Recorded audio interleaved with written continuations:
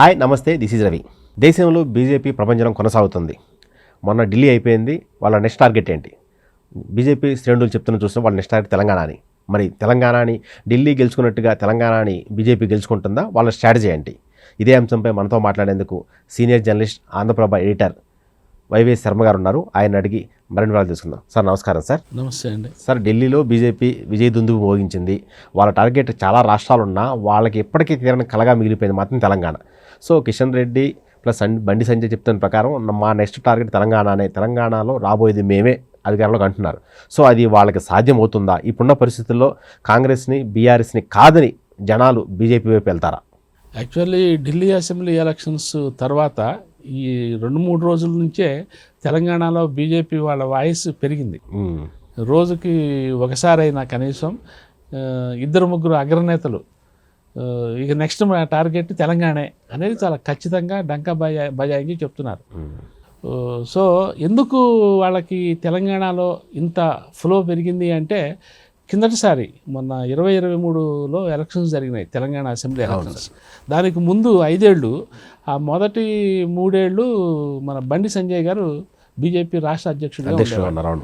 అప్పుడే చాలా high పీక్కి BJP చాలా అగ్రెసివ్గా వస్తున్న సూచనలు కనిపించినాయి. రాష్ట్ర వ్యాప్తంగా జనాలందరూ కూడా బీజేపీ వైపు ఆశ్చర్యంగా, సంభ్రమాశ్చర్యాలతో చూసే పరిస్థితి అప్పట్లో ఉండేది. ఒకవైపు రేవంత్ రెడ్డి పిసిసి ప్రెసిడెంట్గా, ఇంకోవైపు ఏమో బండి సంజయ్ బీజేపీ అధ్యక్షుడిగా. ఏమి 2 ఫోర్సులు చాలా అగ్రెసివ్గా వచ్చినాయి.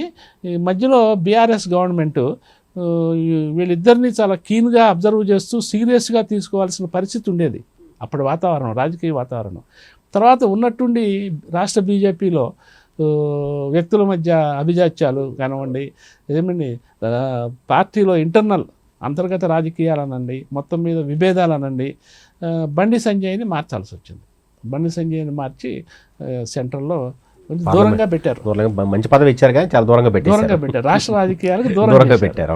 నీకేదో కేంద్ర మంత్రిగా ఉండి ఎంత హోంశాఖ అయినా సహాయ మంత్రి ఏమి, సో అప్పుడప్పుడు రాష్ట్రానికి ఆయన గెస్ట్ అయినాడు తప్ప ఇప్పుడు స్థానికుడు కాలేకపోయినాడు కేంద్ర మంత్రిగా. అటువంటి పరిస్థితుల్లో ఏంటంటే బీజేపీ ఉన్నట్టుండి ఒకసారిగా డౌన్ అయింది. ఏమి ఇక వెంటనే అది డౌన్ అవ్వటము, రేవంత్ రెడ్డి హైప్ పెంచుకున్నాడు, స్వయాన పెంచుకున్నాడు. దాంతో ఎలక్షన్ రిజల్ట్స్ ఏమైనాయో మనం చూసాం.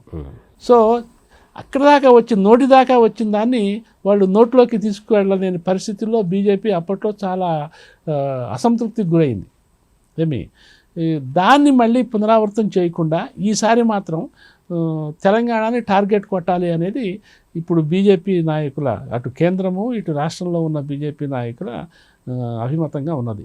అయితే ఇప్పుడు ఉన్న పరిస్థితుల్లో యాక్చువల్లీ రాష్ట్ర బీజేపీకి ఇప్పుడు కిషన్ రెడ్డి గారే మొత్తం సర్వమే నడుపుతున్నారు. అటు కేంద్ర మంత్రి పదవి, ఇటేమో రాష్ట్ర బీజేపీ ఉన్నారు. కానీ రాష్ట్ర బీజేపీకి ఒక బలమైన బీసీ నాయకుడిని అధ్యక్షుడిగా చేయాలనేది ఢిల్లీ స్థాయిలో కసరత్తు జరుగుతున్నది.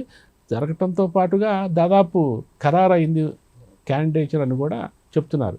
ఇక ఇవాళ రేపా అన్నట్టుందని చెప్పి ఈటెల రాజేందర్ గారు కావాల్సని కూడా చాలా విస్తృతంగా జరుగుతున్నది. బహుశా ఆయనే అయినా ఆశ్చర్యం లేదు. మళ్ళీ రాజకీయాలు కాబట్టి ఈ రోజు ఆ రోజు ఎట్లా ఉంటుందో మనం చెప్పలేం. కాబట్టి మళ్ళీ ఏదన్నా పునరాలోచనలు చేస్తే మనం ఏం చెప్పలేం. కానీ మొత్తానికి రాష్ట్ర బీజేపీ కొత్త అధ్యక్షుడు కనుక వస్తే, అట్లాగే బీజేపీ కార్యవర్గం వచ్చిన తర్వాత ఒక ఫుల్ టీం వచ్చిన తర్వాత అప్పుడు ఇక దాని హవా ఎట్లా ఉంటుంది, ఏమి వాళ్ళ పనితీరు, వాళ్ళ ప్రాధాన్యత అంశాలు ఏవైనా స్థానికంగా బీజేపీ రాష్ట్ర కమిటీ అదేమి డిసైడ్ చేయలేదు సొంతంగా. అధిష్టానం ఢిల్లీ నుంచి, ఢిల్లీ ప్రతినిధులు నెలకోసారో వారానికోసారో వస్తూ ఎప్పటికప్పుడు స్టీరింగ్ నడుపుతుండాలి తప్ప, ఏమండి వాళ్ళు ఎట్లా నడుపుతారు, వీళ్ళు ఎట్లా నడిపిస్తారు అనే దాని మీద ఆధారపడి ఉంటుంది. ఏమైనా జనాభిప్రాయం ఏంటంటే బండి సంజయ్ హవా అయితే అది అప్పుడు వెలిగినంతగా మళ్ళీ బీజేపీ అట్లా వెలిగిస్తుందా అనేది ఆ ప్రశ్న అయితే ఉన్నది జనంలో. సో ఇక వాళ్ళు టార్గెట్ తెలంగాణ అంటే ఇక ఎప్పుడో 3 ఏళ్ళు 3.5 ఏళ్ళు మన 23లో జరిగితే మళ్ళీ 5 ఏళ్ళు 2028 అండి. అవును. ఏమి ఈలోపు ఇంతేనా ఇక బీజేపీ ఇక ఇప్పుడు 5 ఏళ్ల తర్వాత వచ్చే తెలంగాణ కోసమైనా పాకులాడాల్సింది అంటే కాదు. అది ఇమీడియట్గా బీహార్ ఉంది. అవును, బీహార్ ఉంది. బీహార్లో అక్కడ 2020లో అసెంబ్లీ ఎలక్షన్ జరిగినాయి. అంటే 25లో, అంటే ఈ ఏడాదే జరగాలి, అక్టోబర్ నవంబర్లో జరగాలి.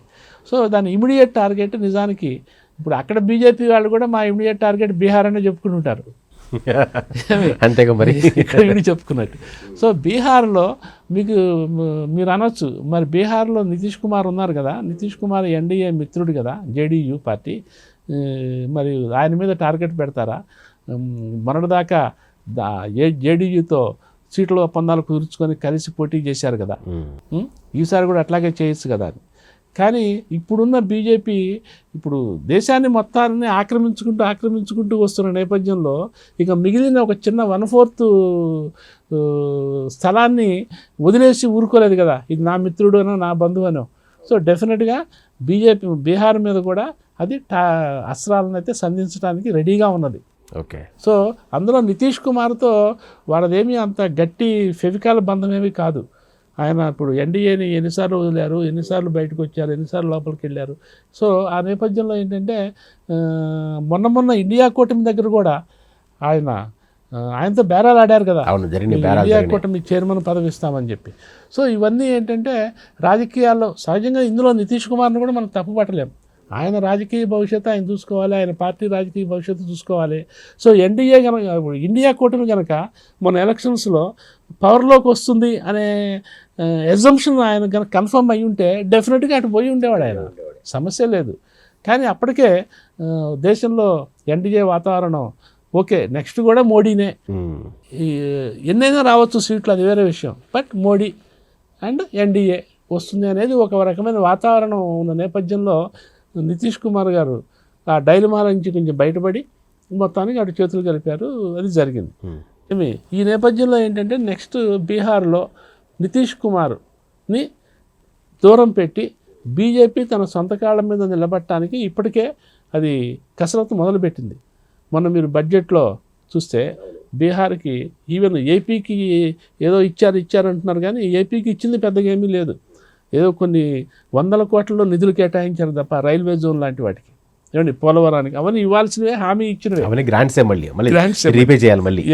కానీ బీహార్కి అవసరం లేదు. అంతకుముందు అవన్నీ మోడీ ఏపీకి వెళ్ళినప్పుడు కూడా ఇచ్చిన హామీలే. అవును, అందులో భాగంగా ఇయర్లీ అలొకేషన్ చేశారంతే. కానీ బీజేపీకి అట్లా, మన బీహార్కి అట్లా కాదు.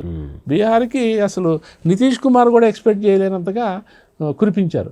ఎట్లా కురిపించారంటే ఢిల్లీ ఎలక్షన్స్ని దృష్టిలో పెట్టుకొని ఈ ఆదాయ పన్నుని ఎట్లాగైతే 12 లక్షలు పరిమితి చేశారో ఆ లెవెల్లో బీహార్కి చేశారు. అట్లా బీహార్ ప్రజలు కూడా చాలా ఆశ్చర్యపోయే విధంగా డెఫినెట్గా దాని ప్రభావం అక్కడ ఇప్పుడు అంతా కొంచెం ఎన్డీఏ మీద చాలా పాజిటివ్ టాక్ వినిపిస్తున్నదని మనకి సమాచారం వస్తున్నది బీహార్లో.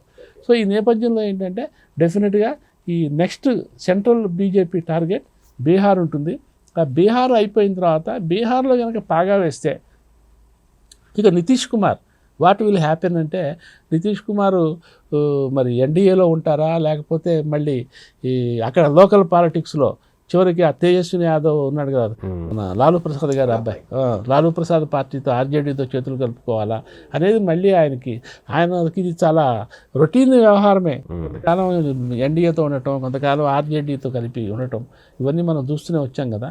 సో బీహార్ మీద మాత్రం ఈసారి కూటమిలో భాగస్వామిగా కాకుండా నితీష్ కుమార్కి మేజర్ పార్ట్నర్షిప్ ఇచ్చి ఎన్నికల్లో ఏదో ఆయన సెకండ్ ఫిడల్గా కాకుండా బీజేపీనే నంబర్ 1 పొజిషన్లో ఉండి చక్రం తిప్పాలని మాత్రం ఈసారి అనుకుంటున్నది.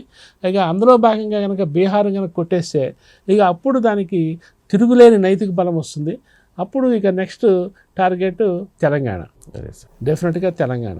సో ఈ తెలంగాణతో పాటు నెక్స్ట్ తెలంగాణ తర్వాత లిస్టులో ఉన్నది ఏంటంటే ఆంధ్రప్రదేశ్లో ఇప్పటికే అది చాలా కార్యక్రమాలు దాన్ని ఏమంటామో చాప కింద నీడులాగా చేస్తున్న విషయం అయితే కనిపిస్తున్నది మనకి, ఏమండి. ఎందుకంటే పవన్ కళ్యాణ్ ఫ్యాక్టర్ను దృష్టిలో పెట్టుకొని ఒకవైపు చిరంజీవి గారిని సపోర్ట్ చేయటము, ఏమండి, ఆయన్ని ఢిల్లీ స్థాయిలో కూడా ఒక ప్రత్యేకమైన అతిథిగా, ఒక గౌరవ అతిథిగా ట్రీట్ చేయటము, ఇవన్నీ ఏంటంటే బీజేపీ ఈ 5 ఏళ్లలో లాంగ్ టర్మ్ పర్స్పెక్టివ్ని దృష్టిలో పెట్టుకొని బీజేపీ అడుగులు వేస్తున్నది. లేకపోతే మోడీ స్వయంగా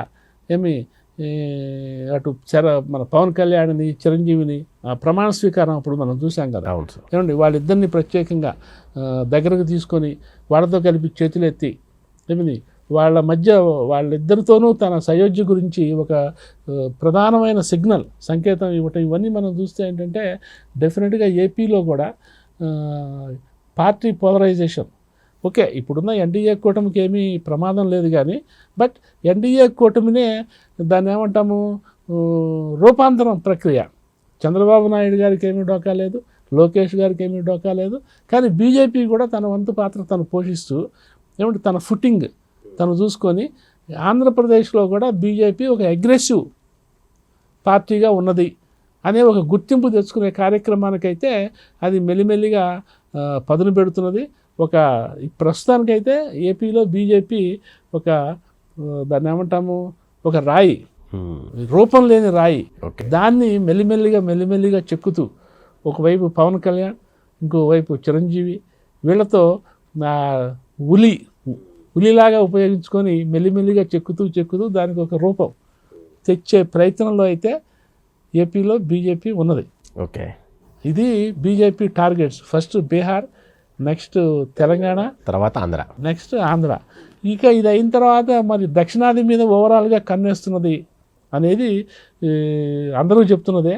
అందులో భాగంగా ఇప్పుడు తమిళనాడు ఒకటి ఉంది. సో తమిళనాడు ఇంకా కొంచెం ఫార్ అవే దాని స్ట్రాటజీలో ఇంకా అక్కడ వాళ్ళు యాక్చువల్లీ లాస్ట్ 2 దఫాలుగా వాళ్ళు వేస్తున్నారు కానివ్వండి స్ట్రాటజీలు. వాళ్ళకి ఈ స్ట్రాటజీలని అప్లిఫ్ట్ చేసే లోకల్ పార్ట్నర్స్ క్రౌడ్ పుల్లర్స్ దొరకట్లా. ఇప్పుడు అన్నామలై వచ్చాడు కానీ అన్నామలై ఒక్కడ చాలట్లేదు. అన్నామలై ఒక వర్గానికి అయిపోయాడు, ఇంకొక వర్గానికి ఇప్పుడు యాక్చువల్గా మనకి ఎట్లా ఆంధ్ర తెలంగాణ రీజియన్స్ ఉంటాయో వాళ్ళకి కొన్ని రీజియన్స్ ఉన్నాయి, కోయంబత్తూరు రీజియన్, ఇట్లా ఈ రీజియన్లో ఉండే క్రౌడ్ పుల్లర్స్ దొరకట్లా వాళ్ళకి. ఇక బహుశా అన్న రేపొద్దున ఫ్యూచర్లో విజయ్ అన్న హెల్ప్ అవుతాడేమో వాళ్ళకి. అవును, చూడాలి సార్. మరి అది విజయ్ కూడా ఈ మధ్య పార్టీ పెట్టాడు, మోడీ గారిని గెలిచాడు. అంటే అంతకుముందు ఈ అన్నాడీఎంకే శశికళ తెరచాట అయిపోయిన తర్వాత అన్నాడీఎంకే ప్రాపకంతో పైకి రావాలని ఒక ప్రయత్నం చేశారు ఈ అన్నామలని పెట్టకముందు. అవును చేశారు కానీ ఆ పార్టీ అంత పైకి లేవలేకపోయింది. ఇక ఆ పార్టీయే లోకల్ పార్టీ లేవలేకపోతే దాని వెనక నిలబడ్డ బీజేపీ ఏం లేస్తుంది. సో అది ఫెయిల్ అయింది. అందుకని ఇప్పుడు వీళ్ళ టార్గెట్లో దిష్టిలో అది ఇప్పుడు లాస్ట్లో ఉందన్నమాట, అట్టడుగునుంది. దీనికి తర్వాత బహుశా ఇట్ మే టేక్ 2 ఎలక్షన్స్ తర్వాత తప్పితే దాని మీద ఇప్పటికిప్పుడు వాళ్ళు దృష్టి పెట్టి కోపపోయి ఈ అన్నామలై కూడా మరి ఆయన యాక్షన్స్ ఎట్లా ఉంటాయి ఏంటి అనేది చూడాలి. ఒక రకంగా ఆయన కొంచెం అక్కడ లోకల్గా కాంట్రవర్సీ అవుతున్నాడు. కాంట్రవర్సీ అయ్యే లీడరు క్రౌడ్ పుల్లర్ కాలేడు.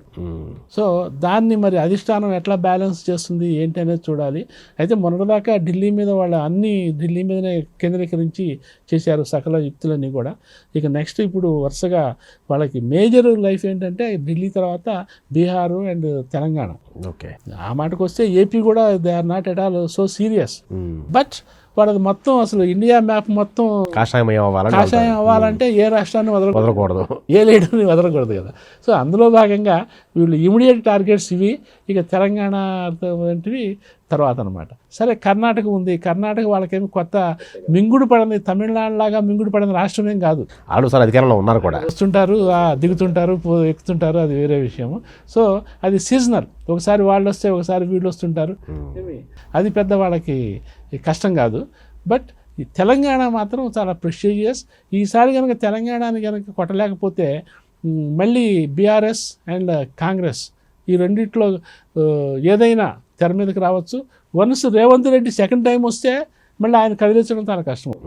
అవును సార్. ఏమండి, at the same time Revanth Reddy second time వచ్చిన తర్వాత బీఆర్ఎస్ కూడా పుంజుకుంటుంది. సో 2 పార్టీలు కనుక పుంజుకుంటే బీజేపీ కష్టం అవుతుంది. అందుకని ఆ 2 పార్టీల్లో ఏదో ఒక పార్టీని ముందర సప్రెస్ చేసి సెకండ్ ప్లేస్లో తను ఉండాలి. అప్పుడు ఫస్ట్ ప్లేస్లో ఉన్న గవర్నమెంట్తో ఢీకొట్టి అక్కడ కేజ్రీవాల్తో ఢీకొట్టి గవర్నమెంట్లోకి రావచ్చు. ఇది అన్నమాట అక్కడ. అదే సో రాబోయే రోజుల్లో బీజేపీ టార్గెట్ చాలా క్లియర్గా ఉంది. వాళ్ళ ఫస్ట్ టార్గెట్ తెలంగాణ కంటే ముందు బీహార్ ఉంది. సో బీహార్లో గెలిచిన తర్వాతే తెలంగాణ మీద ఫుల్ ఫోకస్ చేస్తున్నారు బీజేపీ శ్రేణులు. ఇది టాపిక్స్. Thank you.